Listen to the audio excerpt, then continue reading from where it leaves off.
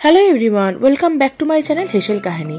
শীতকাল তো পড়েই গেছে, তো শীত স্পেশাল গাজরের হালুয়া তোমরা কারা কারা পছন্দ করো আমাকে অবশ্যই কমেন্ট করে জানিও।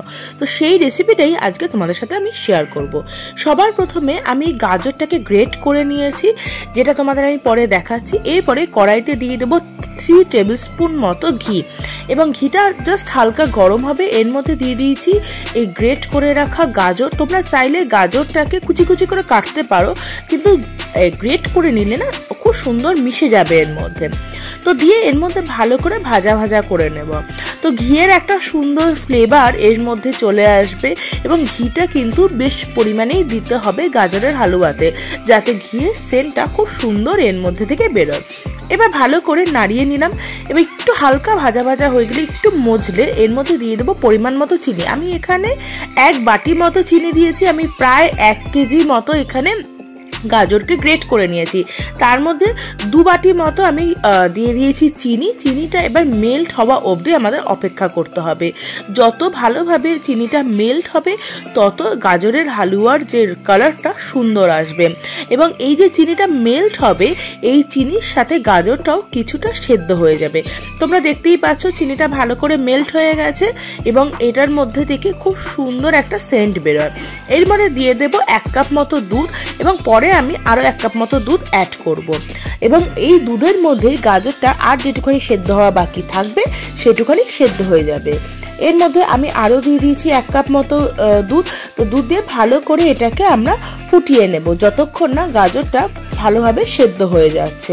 তোমরা দেখতেই পাচ্ছ আমি নাড়িয়ে নিচ্ছি, এবং অবশ্যই তার সাথে খুন্তিটাকে নাড়িয়ে যেতে হবে, যাতে নিচ থেকে কখনোই না লেগে যায়। এবং পোড়া লেগে গেলে যেটা খুবই খেতে বাজে হবে, তোমরা নিজেরাই বুঝতে পারবে। দেখো এবার হয়ে গেছে। এবার উপর থেকে আমি দিয়ে দেব বেশ কিছুটা এলাচের গুঁড়ো। সেন্ট তো খুব সুন্দর আসে এলাচের গুঁড়ো দিলে। এর মধ্যে দিয়ে দেব পরিমাণ মতো খোয়া। এখানে মোটামুটি আমি যেহেতু 1 কেজি নিয়েছি গাজর, তার মধ্যে 200-250 গ্রাম মতো আমি খোয়া দিয়েছি। খোয়াটা একটু পরিমাণ মতো না দিলে গাজরের হালুয়ার টেস্টটা কিন্তু একদমই ভালো আসবে না। তো আমি অবশ্যই রিকমেন্ড করব তোমরা পরিমাণ মতো খোয়াটা দিও।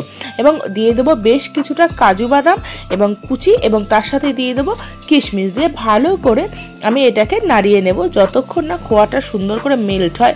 এবং এইখানে আরেকটা কথা বলি, গাজরের হালুয়া 2 ধরনের হয়। একটা হচ্ছে একটু ঝোলঝোলে টাইপের হয়, আর একটা হচ্ছে শুকনো হয়। আমি একটু শুকনো নামিয়েছি, কারণ আমাদের বাড়িতে শুকনোই পছন্দ করে। তোমরা যারা যদি একটু ঝোলঝোলে পছন্দ করো, একটু ঝোলঝোলে নামাতে পারো, খেতে কিন্তু ভীষণ টেস্টি হয়। আর তোমাদের একটা কথা বলি, তোমরা আমার ভিডিও দেখে বুঝতে পেরেছো যে আমাদের ছেলের স্কুলে ক্রিসমাস কার্নিভাল ছিল। তো সেখানে আমি কিছু আইটেম আমি বানিয়ে নিয়ে গেছিলাম। তার মধ্যে ছিল এই গাজরের হালুয়াটি, যেটি সবাই খেয়ে ভীষণ পছন্দ করেছে। আশা করি তোমাদেরও ভালো লাগবে। তোমরা একবার এই রেসিপিটা বাড়িতে আমার মতো বানিয়ে দেখো। তো ভালো লাগলে লাইক, শেয়ার অ্যান্ড কমেন্ট করতে ভুলো না। তো আজকে আসি, দেখা হচ্ছে আবার নতুন একটা রেসিপি নিয়ে। ততক্ষণ অবশ্যই চ্যানেলটিকে সাবস্ক্রাইব করো, আর যারা পুরনো তারা অবশ্যই রেসিপিটি দেখো। Thank you.